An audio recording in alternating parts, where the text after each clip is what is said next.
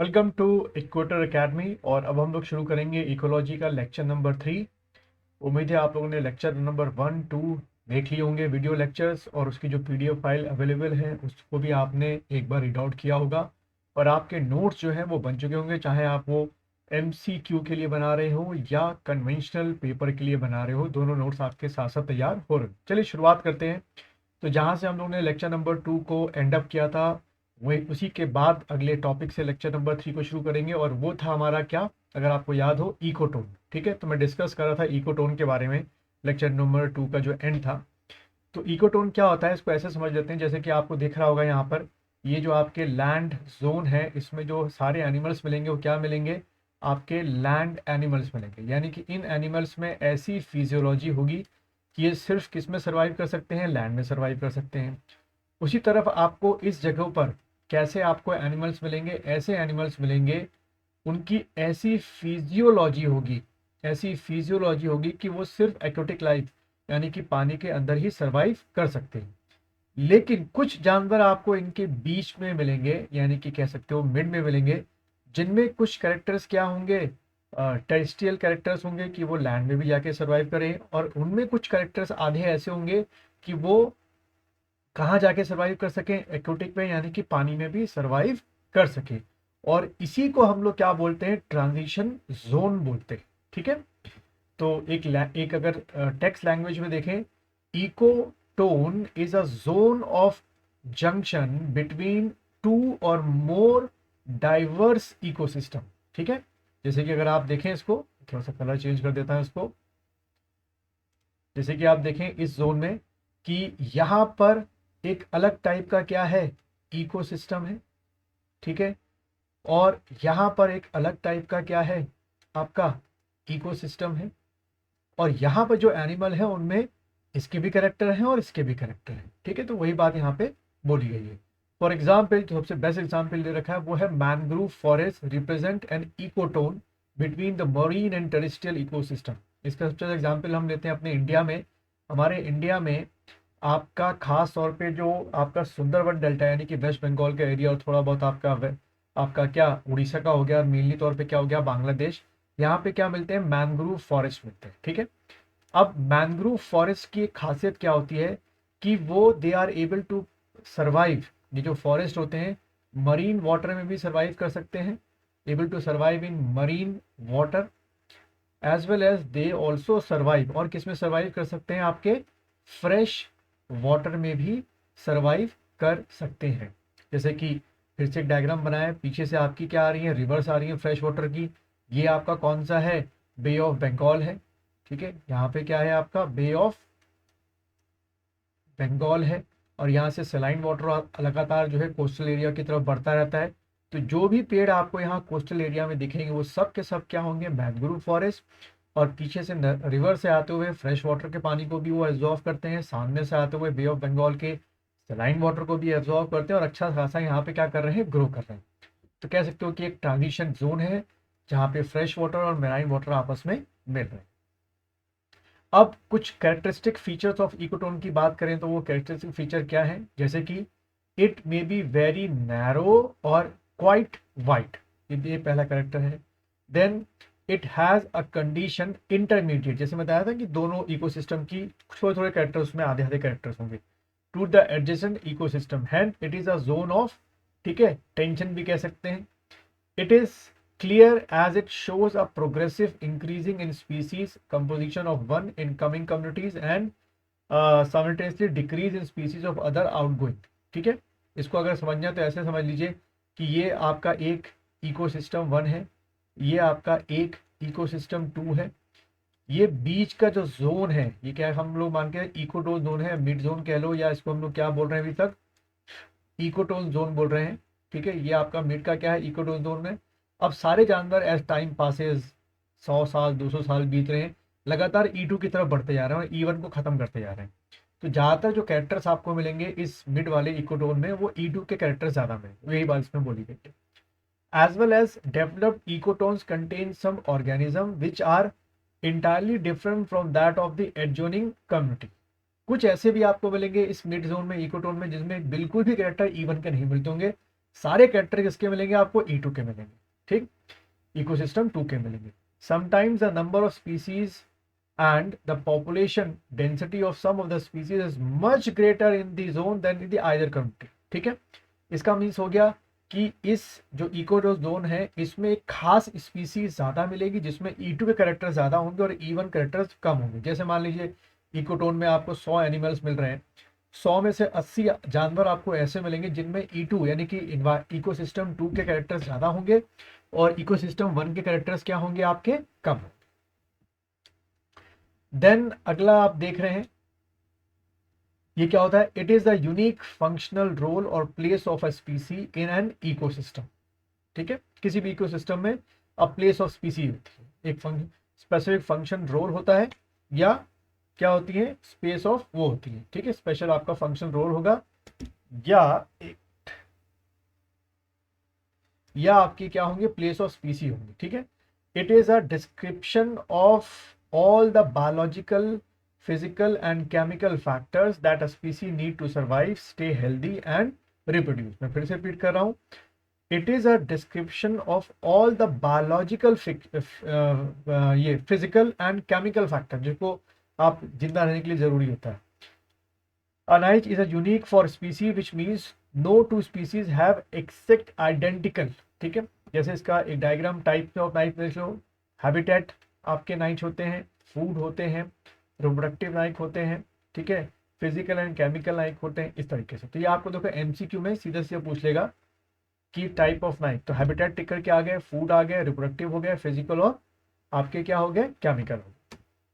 Then ये एक आप देख रहे होंगे इकोलॉजिकल जो नाइक का एग्जाम्पल है कि describe the functional position of an organism in its environment, एक जो पर्टिकुलर फंक्शन होता है, ठीक है। जैसे इनका फंक्शनल क्या भाई कि इसको इकट्ठा करना। अब आते हैं अगला में हम लोग, ठीक है। और अगला आपका क्या है, बायोम, यानी कि हमारा जो अभी तक हम लोग पढ़ रहे थे वो इकोसिस्टम पढ़ रहे थे, अब अगला हम आएंगे बायोम। अब जैसे कि मैंने बताया कि बायोम के अंदर ढेर सारे अलग अलग क्या होंगे, इकोसिस्टम होंगे। अब तक ये मैंने जानबूझ के स्लाइड फिर से रखी कि आप भूले ना हो, पहले हमने इंडिविजुअल पढ़ लिया, फिर पॉपुलेशन पढ़ ली, फिर कम्युनिटी पढ़ ली, फिर इकोसिस्टम पढ़ लिया। अब आ रहे हैं हम फिफ्थ वाले में, यानी कि बायोम। बायोम देखिए कुछ ये आपको बायोम दिख रहे होंगे, rain forest biome, taiga biome, temperate deciduous forest biome, grassland biome, desert biome और टुंड्रा बायोम। अब अगर आप इनको देखें तो इनमें आपको दो चीजें बिल्कुल अलग अलग, हर बायोम में अलग अलग दिखाई देगी।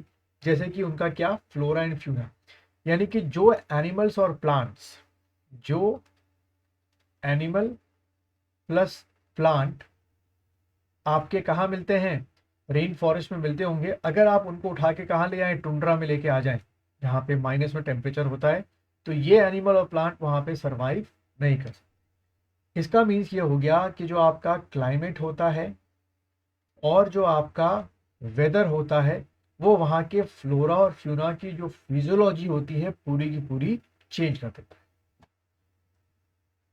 The term biome was suggested in 1916 by Clements। तो देखो एक क्वेश्चन आपको मिल गया एमसीक्यू के लिए कि भाई ये जो टर्म था वो पहली बार किसने दिया था और उसका जो साल था वो कौन सा साल था, तो आप टिकर क्या, Clements. Originally as a synonym for biotic community of Mobius 1877। लेकिन एमसीक्यू में आपसे ये क्वेश्चन पूछे, ठीक है, कि भाई किसने दिया था, तो आप ये टिक करके आओ। Then later it gained its current definition, लगातार मॉडिफिकेशन तो डेफिनेशन में होते ही होते हैं, based on earlier concept of phytophysiognomy, ठीक है, physiognomy, formation and vegetation used in what opposition to flora with the inclusion of animal elements and the exclusion of toxic element of the species। ठीक है, ये इतनी लंबी definition आप याद करें ठीक है, वरना इतना मेन तौर पे एमसीक्यू के लिए इतना आपका काम चल जाएगा। In 1985, Tensley added the climate and soil aspect to the idea, calling it ecosystem। ठीक है, the International Biological Program project popularized the concept of biome, यानी कि ये biome मेन तौर पे पॉपुलराइज किसने किया, तो फिर आप ये टिक करके आएंगे कौन सा, इंटरनेशनल, ठीक है, इंटरनेशनल बायोलॉजिकल प्रोग्राम को आप टिक करके आएंगे। देन प्रिंसिपल बायोम टाइप, जो कि एक साइंटिस्ट थे एली लोरेन, जो 1943 में दिया, तो वो कौन कौन सा था, जैसे कि आपने शुरू में डायग्राम में देखा था, पहला टुंड्रा बायोम हो गया, टैगा हो गया, डेसिडियस फॉरेस्ट हो गया, ग्रासलैंड हो गया, डेजर्ट टाइप ऑफ बायोम हो गया। सबके ध्यान रखना कैरेक्टर्स अलग अलग हैं। 6 आपका हाई प्लेटूज हो गया, 7 ट्रॉपिकल फॉरेस्ट हो गया और 8 माइनर टेरेस्ट्रियल बायोम। इनके जो कैरेक्टर्स हैं वो लोग हम लोग आने वाली वीडियोस में करेंगे, वो आपके एमसीक्यू में या कन्वेंशनल टाइप ऑफ पेपर में आ सकते हैं। देन एक आपके कैंडलिक थे 1961 में, उन्होंने और बायोम को किया, तो उन्होंने भाई टेरेस्ट्रियल है, टेम्परेट है, कोनिफिरस है, वुडलैंड बायोम है, चैपरल है, टुंड्रा है, ग्रासलैंड है, डेजर्ट है, 9 ट्रॉपिकल सवाना है, ट्रॉपिकल फॉरेस्ट है, मरीन बायोम है और oceanic plankton and nekton biome है। देन आपका ये गैस्ट्रोपॉड बायोम है और पेलिकॉट बायोम है और 15 कोरल रीफ बायोम है। तो इसमें खास तौर पे जो ये वाला बायोम है इसको हमको आगे चल के करेंगे। इसमें कुछ जो मेन बायोम है जिसका इन्वायरमेंट से बहुत ही, वैसे तो सबका इन्वायरमेंट से रिलेशन है, लेकिन जो ज़्यादातर इन्वायरमेंट में एक गहरा असर डालते हैं जैसे कि आपका कोरल रीफ, उसको हम लोग कवर अप कर। चलिए, तो ये हमारा बायोम खत्म। अब आते हैं बायोम के बाद अगला जो है हमारा क्या, बायोस्फीयर। तो जैसे कि आप देख रहे हैं बायोस्फीयर जो है वो सबसे मिलके बना हुआ है। उसी इस बायोस्फीयर में आपका लिथोस्फीयर है जिसकी आपकी अर्थ और क्रस्ट, कोर मेंटल क्रस्ट या लिथो क्रस्ट मेन तौर पे आती है। हाइड्रोस्फीयर में पूरा ओशन हो गया और एटमॉस्फेयर में कई बार आपको बता चुका हूँ, ट्रोपोस्फीयर, स्ट्रेटोस्फीयर, म्यूजोस्फीयर और थर्मोस्फीयर। इन सब से मिलके क्या बना है, बायोस्फीयर आपका बना। देन बायोस्फीयर रिजर्व की अगर बात करें, term biosphere reserve has been described an undisturbed natural area for scientific study as well as in which conditions of disturbance are under control. These serve as the center for ecological research। जो biosphere होते हैं आपके, biosphere reserve होते हैं, B R से याद रखना, biosphere reserve and habitat protection. The biosphere consist 2 main zone, 2 main zone मिलेंगे आपको, ठीक है, जैसे कि दिख रहा है। एक तो सबसे अंदर की होती है कोर जोन, फिर उसके बाहर बफर जोन 1 और सबसे बाहर की बफर जोन 2। ये क्या है, अंदर से बाहर की तरफ है, ये भी लिखाने को आता है। सबसे अंदर कोर एरिया है, फिर उसके बाद बफर जोन 1 है, फिर उसके बाद बफर जोन 2 है। देन अगर स्ट्रक्चर ऑफ बायोस्फीयर रिजर्व की बात करें, जो कोर एरिया जैसे कि आप ये डायग्राम में देख रहे हैं अंदर की तरफ जो होता है, it is the most protected area of biosphere reserve. It may contain endemic plants and animals. They conserve the wild relatives of economic species and also represent important genetic reserve. Have exceptional scientific interest. A core zone जो कि अंदर का है is a protected region like a national park or a sanctuary or protected or regulated mostly under the Wildlife Sanctuary Act 1972। इसके बारे में मैंने आपको पिछले वीडियोस में बताया, वहां जाके देख सकते हैं। और यहाँ पे किसी भी तरीके की जो ह्यूमन इंटरफेरेंस है यानी ह्यूमन एक्टिविटी है वो पूरी तरीके से कोर जोन में क्या होती है, मना होती है। यानी कि जितने भी नेशनल पार्क में आपने सुना होगा जंगल सफारी, यहाँ पे जंगल सफारी पूरी तरीके से बंद होता है। देन बफर जोन की बात करें तो डायग्राम में देख लीजिए, बफर जोन 2 भी यहाँ पे डिवाइड कर रखी है। एक है आपकी बफर जोन 1 और दूसरी है आपकी बफर जोन 2। तो the buffer zone surround the core zone, जहाँ पे अलाउड नहीं है आप लोग को जाना, खाली आप जो फॉरेस्ट ऑफिसर्स हैं इसकी आप लोग तैयारी कर रहे हैं, ACF, forest ranger, forest guard, वही जा सकते हैं। And its activity are managed in area in the way that help in the protection of core zone. It includes restoration, limited tourism. देखो यहाँ पर है बफर जोन में लिमिटेड टूरिज्म है, फिशिंग, ग्रेजिंग, गाँव वाले करवाते हैं अपने जानवरों की, which are permitted to reduce this effect on the core zone. Research and educational activity are to be encourage in the buffer zone. तो ये आप अगर एमसीक्यू में आएगा तो टिक करें। Then transition zone, it is the outermost part of biosphere reserve. It is a zone of cooperation where human ventures and conservation are done in harmony. तो यहाँ पे भाई ट्रांजिशन जोन में allowed होती है और यहाँ पे आपको बहुत सारे रिजॉर्ट्स मिल जाएंगे। जंगल सफारी भी मेन तौर पे इसी ट्रांजिशन जोन में कराई जाती है। It includes a settlement, cropland, managed forest and area for intensive reaction and recreation and other economic uses characteristic of the region. Then UNESCO have launched Biosphere Reserve National Park program in 1971। तो देखो आपको एक MCQ question यहाँ से मिल गया कि UNESCO ने biosphere reserve national programme कब लॉन्च किया था, तो आप टिक करेंगे 1971 में लॉन्च किया था under its man and biosphere programme, map के under. The main objective of the programme are as follows. आपसे पूछ सकते कौन सा नहीं है, तो ये रट्टा मार के आपको जाना है।